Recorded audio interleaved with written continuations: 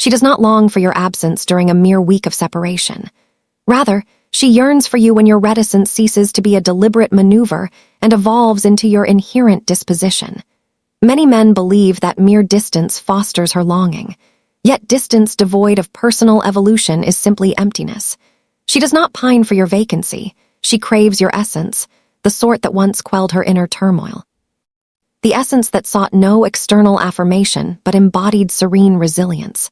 Today, we shall examine the authentic progression of her emerging longing, not the illusory narrative you might envision, but the nuanced psychological phases every woman navigates when she perceives your withdrawal from her sphere. If you are weary of pursuing resolution, if your restraint leaves you in doubt of its efficacy, attend carefully, for this discourse transcends mere stratagems. It concerns profound metamorphosis. Please subscribe to InspireX Motivation. Like this content and let us proceed.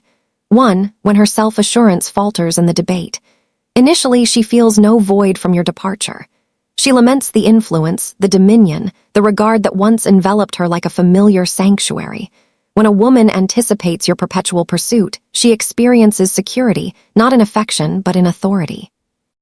This sustains her sense of self, not her emotions. Upon your retreat into quietude, that authority diminishes. At the outset, she dismisses it. He will return, he invariably does. This she affirms to herself and her confidants. She shares content designed to provoke your notice, a proverb, an image, an element intended to unsettle you. Yet this occasion yields no response.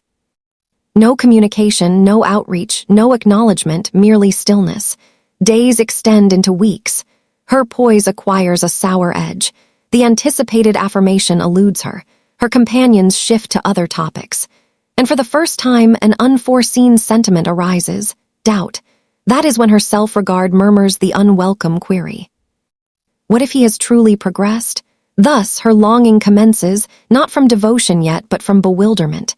She cannot tolerate the notion that you thrive independently. She revisits your final gaze, the composure in your voice, how your quietude lacked clamor or resentment. It was resolute. That aspect lingers, for authentic quietude resonates profoundly. It is no ploy, it is vitality redirected. Nothing erodes more than acknowledging the sway she presumed has vanished. What should you do? Absolutely nothing. Refrain from disrupting your silence for notice. Avoid casual inquiries. Remain centered. Remain composed. Allow duration to convey what your expressions could not. For in this phase, minimal action amplifies her sensations. She does not yearn for your messages. She desires the manner in which you perceived her, rendering her significant. When that perception dissipates, her self-assurance erodes. And as that assurance wanes, the yearning intensifies. Thus, inhale deeply, maintain equanimity, and recall, you do not evoke her longing through action. You evoke it by becoming an individual beyond her reach. 2. When external regard rings empty. Following the quietude, she immerses in clamor. Novel dialogues, unfamiliar visages, endorsements from outsiders, all to occupy the void you created. She engages more ardently, shares prolifically, expresses mirth more emphatically, not from recovery, but to submerge the desolation in acclaim. Initially, it succeeds. Messages inundate. Praises cascade abundantly. She poses for images, applies enhancements, and feigns contentment. Yet the more acclaim she garners, the less it resembles genuine care. For acclaim is boisterous, care is subdued. Acclaim dissipates in darkness, care endures unseen. You were not merely another correspondent offering salutations. You comprehended her. The dispositions, the inflections, the pauses amid phrases. Such insight eludes easy replication. Soon, the clamor appears contrived. Each commendation seems derivative. Each exchange feels formulaic. The mirth lacks resonance, as inwardly she recognizes it as mere diversion. That is when vacuity insinuates itself. She begins contrasting involuntarily, not exteriors or forms, but profundity. The way you rendered her known, how your serenity ordered her disarray. What should you do? Abstain from the tumult, eschew rivalry with her new admirers, refrain from mirroring her quest for notice. That path is not yours. Prioritize your well-being, your rest, your concentration, your tranquility, for that accentuates her sense of your departure. Not merely from your exit, but from your flourishing sands her. That is when she discerns the pursued regard as superficial, whereas the bond severed possessed substance. 3. When recollections prevail, she convinced herself of her detachment. She voiced it audibly, partly to allies and partly to affirm it inwardly.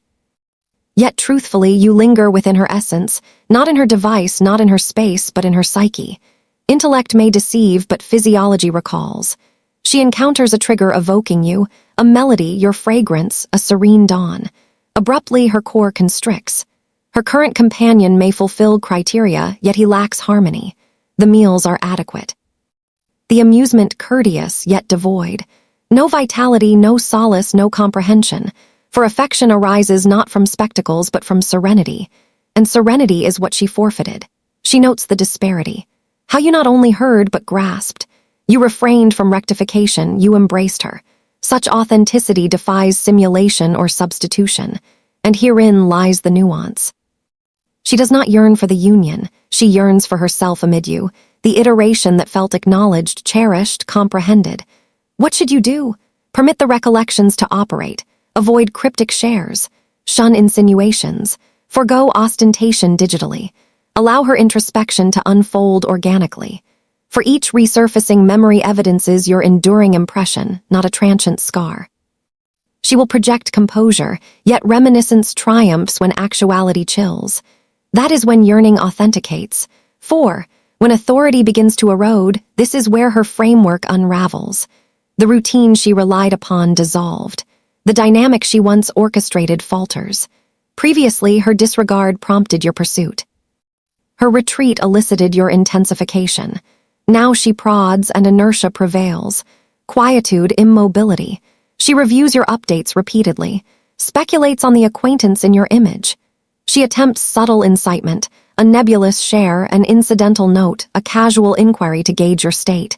Yet you have transformed. You resist. You abstain from her rhythm. You remain serene amid her disquiet. That unsettles her profoundly. Your tranquility appears alien, and alien equates to peril for one who flourished via dominance. She constructed her assurance upon your responses. When responses cease, her narrative dissolves. That is when apprehension blends with intrigue. What occupies him? With whom? Has he genuinely advanced? What should you do? Maintain constancy, eschew her turmoil, preserve your poise. Permit her to dwell in that ambiguity, mirroring what she once imposed. And the paradox, the instant she senses dominion slipping is when she comprehends your loss. 5. When you disengage sans resentment. She anticipated your retort, a veiled critique, a display, a demonstration of her forfeiture. Yet you refrained, you remained steadfast. You did not erase her images in fury. You pursued not, you obstructed not, you merely disengaged. That is when she recognizes your quietude as not animosity, but restoration. Anger implies lingering concern. But serenity signifies acceptance, and that penetrates more profoundly than any aloofness. She examines your presence and observes no theatrics. Merely ordinary shares, perhaps a fitness image, a reflection on tranquility, but for your benefit, not hers. That disquiets her. She desired your anguish, your dependence on her, your evident distress. Instead, you attained serenity, serene enough to advance sans fanfare. That is fortitude, and genuine fortitude invariably evokes admiration. What should you do? Persist in existence. Fabricate not joy, cultivate it. Allow your advancement to resonate beyond sorrow. For a man who mends discreetly imparts the most profound instruction she will encounter. 6. When existence quiets, as the acclaim diminishes and her evenings prolong, that is when realization strikes. The clamor she once cherished wearies. Gatherings feel contrived. Companions seem ephemeral. And within that quietude, she recalls the element she undervalued, your steadfastness. You remained composed amid her variability, tolerant amid her haughtiness. She mistook your serenity for frailty. Yet post-chaos, she acknowledges serenity's rarity. This phase wounds her, not from relational loss, but from recognizing she shattered stability, security. What should you do? Remain anchored. Return not from pity. Permit her introspection. It is her contemplation, not your obligation. For in true reflection, she will not merely yearn, she will esteem you. 7. When your advancement outshines rhetoric. This culminates the unforeseen phase. You have evolved, no longer the individual awaiting her signals.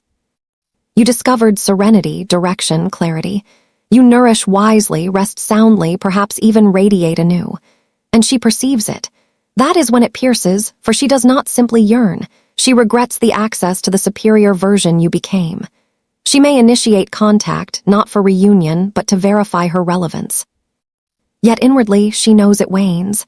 What should you do? Advance onward. Your evolution is not reprisal, it is resolution. Ultimately, she does not yearn for pursuit. She yearns for your serenity, your essence, the individual she assumed eternal. She does not yearn when you pursue. She yearns when your quietude is no artifice. It is your authenticity. When your serenity eclipses your anguish. Thus, if you inhabit that tranquil interval presently, abide there. Develop there. Inhale there. For that is precisely when her genuine yearning emerges. If this resonated, friend, subscribe to InspireX Motivation. Like and comment, I choose peace, to confirm your engagement. And if you desire analysis of responding to her outreach, indicate below. That follows.